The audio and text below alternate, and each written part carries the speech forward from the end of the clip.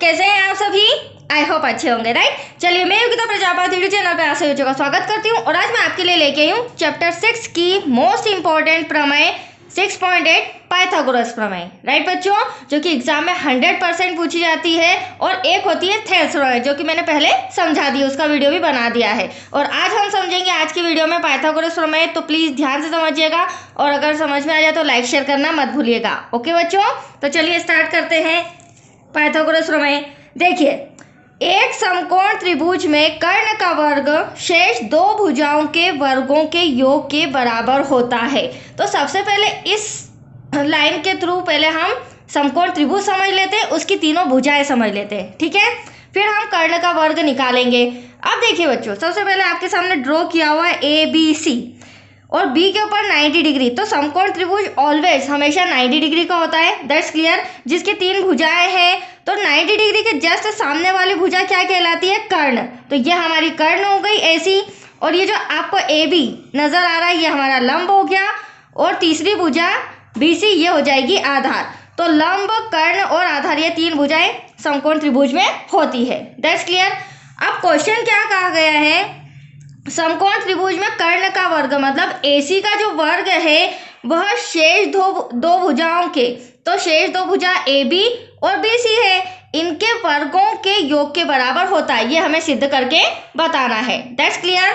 तो चलिए आ जाइए, सबसे पहले हम दिया है, क्योंकि प्रमेय है सारी इंफॉर्मेशन लिखना पड़ेगी, दिया है, सिद्ध करना है, रचना, उत्पत्ति सब करेंगे हम। अब देखिए दिया है, क्या दिया है? त्रिभुज ABC एक समकोण त्रिभुज है, एक समकोण त्रिभुज है जिसमें कोण B 90 डिग्री है। कोण B कितना है बच्चों? 90 डिग्री, ठीक है। दूसरा, सिद्ध क्या करना है? सिद्ध करना है, देखिए, कर्ण का वर्ग मतलब AC का वर्ग, राइट, ध्यान से समझिएगा। कर्ण का वर्ग मतलब AC का वर्ग, तो यहाँ पर हम AC का वर्ग लिख देते हैं, बराबर होना चाहिए अन्य दो भुजाओं के वर्गों के। तो अन्य दो भुजा आपकी AB और BC, तो अन्य दो शेष दो भुजाओं के वर्गों के योग के बराबर, तो हम प्लस का साइन भी लगा देते हैं। तो आया आपको समझ में? ये हमें सिद्ध करके बताना है, दैट्स क्लियर बच्चों। चलिए, अब प्रमेय है तो रचना भी होगी। यहाँ पर हम क्या करेंगे, आप देख रहे हैं शीर्ष कोण B है, यहाँ से हम एक लंब AC रेखा पर डालेंगे, ठीक है। देखिएगा, ये B रेखा है, B से मैंने एक लंब AC रेखा पर डाला। ऐसा क्यों कर रहे हैं वो भी आपको समझ में आ जाएगा, ठीक है। अब लंब है तो लंब ऑलवेज कितने डिग्री का होता है? 90 डिग्री। तो इस त्रिभुज के लिए भी 90 डिग्री होगा और इस त्रिभुज के लिए भी 90 डिग्री होगा। अगर आपको इस तरह से ना समझ में आए, कंफ्यूजन हो, तो मैंने एक ड्रॉ और बना के रखा है, इसमें आप इजीली समझ सकते हैं।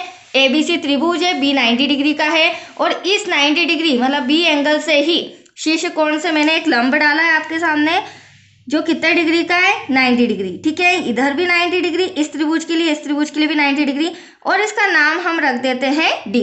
तो AC रेखा पर BD हमने लंब डाला। यहाँ तो कोई डाउट बच्चों? चलिए अब रचना लिखेंगे। शीर्ष, यहाँ D लिख देते हैं। शीर्ष कोण B से भुजा AC पर लंब AD डाला गया, अतः कोण जो D है वो कितने डिग्री का हो गया? 90 डिग्री का, क्योंकि लंब हमेशा 90 डिग्री होता है, राइट बच्चों। चलिए अब आप आ जाइए वापस से ड्रॉ में। अब हम किस तरह से इसे सॉल्व करेंगे? तो देखो बच्चों, आप ये जो ड्रॉ देख रहे हैं इसमें आपको इजीली समझ में आ जाएगा।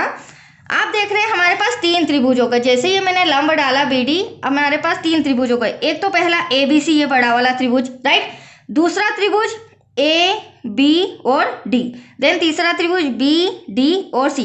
इस तरह से हमारे पास तीन त्रिभुजों का। अब हम क्या करेंगे, ये जो ABD, ये जो छोटा वाला त्रिभुज है ना, इसे हम समरूप बताएंगे ABC के, ठीक है। मतलब इस छोटे वाले त्रिभुज को ABC के समरूप बताना है।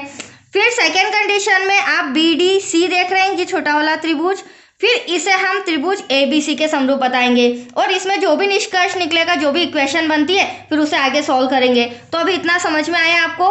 हम ले लेते हैं त्रिभुज ए डी बी में, त्रिभुज ए डी बी तथा त्रिभुज ए बी सी में, और इन्हीं दोनों त्रिभुज को जब हम आपस में समरूप बताएंगे तो हमारा आंसर भी आ जाएगा, राइट। अब देखिए, अगर मैं ए डी बी की बात करूं और ए बी सी की बात करूं तो यहाँ पर हमें पता है जो एंगल ए है उससे दो त्रिभुज बन रहे, एक ए डी बी और दूसरा ए बी सी, क्योंकि हमें तीन समरूपता कसौटी में से एक ना एक को यहाँ पर फॉलो करना होगा। तो मैं कौन समरूपता कसौटी यूज कर रही हूँ, ठीक है, उसके बिना हमारा पाइथागोरस प्रमेय सिद्ध नहीं होगा। तो देखिए यहाँ पर ले लेते हैं हम, एंगल ए बराबर है एंगल ए के। क्यों बराबर है? क्योंकि यह उभयनिष्ठ कोण है। कैसा कोण है बच्चों? उभयनिष्ठ, जिससे दो त्रिभुज बन रहे हैं। यहाँ तक कोई डाउट? चलिए अब हम ए डी बी और ए बी सी में क्या देखेंगे, तो आप देख रहे होंगे ए डी बी में ये जो डी एंगल 90 डिग्री का है, राइट, और ए बी सी में बी एंगल भी कोण कितने डिग्री का है? 90 डिग्री का। मतलब दोनों त्रिभुजों में एंगल डी बराबर है एंगल बी के। क्यों? क्योंकि ये दोनों कोण 90 डिग्री के हैं, राइट। अब देखो, इन दोनों त्रिभुजों में एक बड़ा और एक छोटा, दोनों त्रिभुजों में दो कोण संगत कोण बराबर बता दिए, तो तीसरा कोण ऑब्वियसली बराबर होगा। तो यहाँ पे कौन सी समरूपता कसौटी लागू होती है? तो हम लिखेंगे अतः कोण समरूपता से त्रिभुज ए डी बी समरूप है त्रिभुज ए बी सी के। तो यहाँ लिख देते हैं बच्चों, त्रिभुज ए डी बी समरूप है त्रिभुज ए बी सी के। और जब ये दोनों त्रिभुज आपस में समरूप है तो जो इनकी संगत भुजाएं हैं वो भी आपस में क्या होंगी? बराबर होंगी, राइट, आनुपातिक होंगी। तो देखो बच्चों को बहुत कंफ्यूजन होता है भुजाएं निकालने में, तो मैं आपको एक शॉर्ट ट्रिक बताती हूँ। इनकी संगत भुजाएं हमें बराबर बताना है, तो हम पहले ए डी और ए बी को ले लेते हैं। तो यहाँ पर ए डी अपॉन में ए बी हो जाएगा, राइट, बराबर। फिर हम दूसरा ले लेते हैं बी डी और बी सी, लास्ट के दो, तो यहाँ पर हो जाएगा बी डी अपॉन में बी सी इक्वल टू, फिर थर्ड जो भुजा है, तीसरी भुजा, वो हो जाएगी ए बी और ए सी। अगर आपको ड्रॉ में कन्फ्यूजन हो तो जो मैं ट्रिक बता रही हूँ उस ट्रिक से आप इजीली तीनों भुजाएं बता सकते हैं। तो ये हो गया ए बी और ये हो गया यहाँ से ए सी, राइट। यहाँ तो कोई डाउट बच्चों? अब हम अगले स्टेप क्या करेंगे, आप लोग देख रहे होंगे यहाँ पर भी ए बी, यहाँ पर भी ए बी, मतलब कि हमें ऐसी भुजाएं देखनी है जिनका स्क्वायर बने। तो इस ए बी और इस ए बी, मतलब ये साइड और ये साइड को लेंगे, बीच वाली साइड को नहीं लेंगे, राइट, क्योंकि हमारे को जो सिद्ध करना है वो स्क्वायर में सिद्ध करना है। तो यहाँ पर ए बी स्क्वायर तो आपके सामने आ चुका है। तो मैं यहाँ पर ये दो भुजाएं ले रही हूँ बच्चों, ए डी अपॉन में ए बी बराबर है ए बी अपॉन में ए सी के। अब जब मैं इसे क्रॉस करूँगी तो यहाँ पर क्या हो जाएगा, थोड़ा सा इस तरह से कर लेते हैं, ए बी का स्क्वायर इक्वल्स टू क्या हो जाएगा बच्चों, ए डी मल्टीप्लाई में ए सी, क्योंकि ये तो अलग अलग साइड्स हैं, इनमें तो क्या हो जाएगा मल्टीप्लाई। तो ए बी स्क्वायर बराबर ए डी डॉट ए सी। इसे मैं दे रही हूँ समीकरण नंबर फर्स्ट। Any doubt? यहाँ पर मैं फ्रंट में लिख भी लेती हूँ ताकि हमें याद रहेगा, ठीक है। हमारा समीकरण नंबर फर्स्ट आया है A B square equals to A D dot A सी।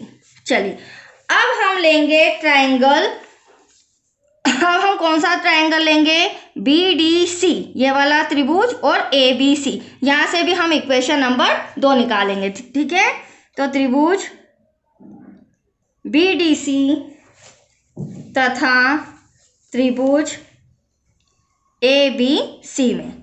अब देखिए बच्चों, इन दोनों त्रिभुज में सबसे पहले तो आपको दोनों त्रिभुज में जो बी एंगल है वो कॉमन नजर आ रहा है। आप भले ड्रॉ में भी देख सकते हैं, बी डी सी, एक तो ये त्रिभुज जिसमें बी आ रहा है और दूसरा ए बी सी, उसमें भी बी एंगल, मतलब दोनों त्रिभुजों में बी आ रहा है, मतलब ये उभयनिष्ठ कोण है। क्या है? उभयनिष्ठ कोण। तो हम एंगल बी बराबर एंगल बी लिख सकते हैं, ब्रैकेट में लिख देंगे। क्यों है ये बराबर? क्योंकि ये उभयनिष्ठ कोण है। That's clear. अब इन दोनों त्रिभुजों में एक चीज वापस हमें मिल गई। अगर मैं बी डी सी की बात करूँ तो डी 90 डिग्री आ रहा है, और अगर ए बी सी की बात करूँ तो बी 90 डिग्री आ रहा है। तो यहाँ पर भी हम लिख सकते हैं जो एंगल डी है वह बराबर है एंगल बी के, क्योंकि दोनों एंगल 90 डिग्री के हैं। तो यहाँ पे भी क्या हो रहा है, कौन सी समरूपता कसौटी लग रही है, कोण कोण। तो अतः कोण कोण समरूपता से त्रिभुज त्रिभुज BDC समरूप है त्रिभुज ABC के। मतलब कि ये दोनों त्रिभुज भी आपस में समरूप है। तो वेरी सिंपल, अब हम क्या करेंगे, जब दोनों त्रिभुज आपस में समरूप हैं तो इनकी छोटा वाला और बड़ा वाला, तो हम इनकी संगत भुजाएं निकालेंगे। और संगत भुजाओं के लिए मैंने आपको शॉर्ट ट्रिक क्या बताया, इस तरह BD अपॉन में AB बराबर है DC अपॉन में BC के, और DC अपॉन में BC बराबर है BC अपॉन में AC के। तो यहाँ पर हम लिख देते हैं। अब आप लोग देख रहे होंगे यहाँ पर क्या कॉमन नजर आ रहा है, ये रहा BC और ये रहा BC, मतलब इस भुजा को हम छोड़ देते हैं, ठीक है, क्योंकि BC स्क्वायर आ रहा है बच्चों। तो अब हम क्या करेंगे, DC अपॉन में BC बराबर BC अपॉन में AC। अब क्रॉस मल्टीप्लिकेशन करेंगे तो यही आपके सामने कर रही हूँ, BC का BC में करेंगे तो BC स्क्वायर हो जाएगा बच्चों, राइट। और यहाँ पर DC डॉट AC हो जाएगा। अब देखिए जो हमने दूसरे त्रिभुज समरूप पता है उससे हमें मिल रहा है समीकरण नंबर 2। तो अब इन दोनों समीकरण को हम क्या कर देंगे, एक समीकरण फर्स्ट व सेकेंड को जोड़ने पर, राइट। अब फर्स्ट नंबर का समीकरण आपके सामने ये रहा, AB square equals to AD dot AC। तो यहाँ पर क्या हो जाएगा,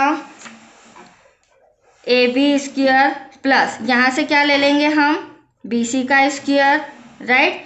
फिर हम क्या करेंगे, AD डॉट AC इसे लिख लेते हैं, तो ये हो जाएगा AD डॉट AC प्लस यहाँ पर क्या है, DC डॉट AC। यहाँ तक कोई डाउट बच्चों? चलिए अब हम आगे क्या करेंगे, AB प्लस BC स्क्वायर तो ऐसा का ऐसा प्लस BC स्क्वायर।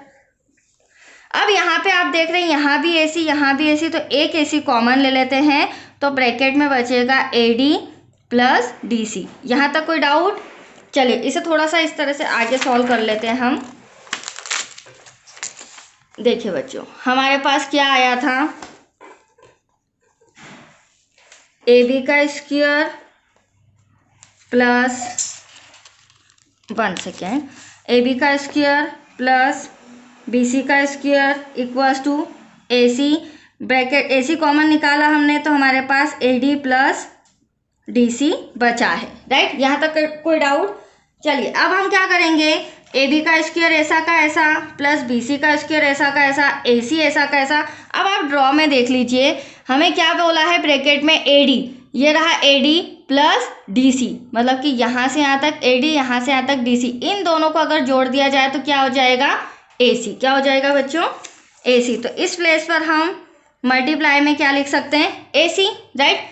अब क्या हो जाएगा आपका आंसर, AB का स्क्वायर प्लस BC का स्क्वायर इक्वल्स टू AC का स्क्वायर। इसे हम और करके लिख सकते हैं, AC का स्क्वायर, कर्ण का स्क्वायर, लंब का स्क्वायर और आधार BC का स्क्वायर। आप ड्रॉ में देख सकते हो बच्चों, यह हमारा क्या है, कर्ण AC का स्क्वायर, मतलब कर्ण का जो वर्ग है वह बराबर होना चाहिए अन्य दो भुजाओं, मतलब AB का स्क्वायर, लंब और आधार, इन दोनों के वर्ग के योग के बराबर आपका कर्ण होना चाहिए। तो दैट्स योर आंसर, मैंने आपके सामने सॉल्व करके बताया है, इति सिद्धम।